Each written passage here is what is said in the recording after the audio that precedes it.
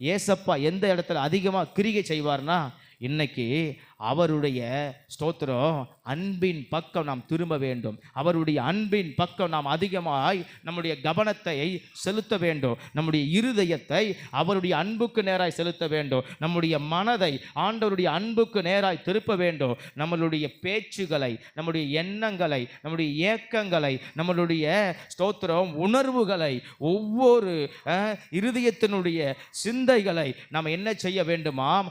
இயேசுவின் அன்புக்கு நேராய் நாம் திருப்ப வேண்டுமாம். அப்படி திருப்பி விட்டால் நாம் வேண்டது நடக்குமாம், நாம் நினைக்கிறது நடக்குமாம். கர்த்தர் இயேசு அதற்கு அதிகமாக கிரியை செய்வாராம், வல்லமையாய் கிரியை செய்வாராம். ஆமென், அல்லேலூயா. நாம் நினைக்கிறத கர்த்தர் செய்வார், நம்ம வேண்டுகிறத கர்த்தர் செய்வார். மீண்டும் சொல்லுகிறேன், அந்த இயேசுவின் மேலே நம்ம அன்பு திரும்ப திரும்ப வேண்டுமா.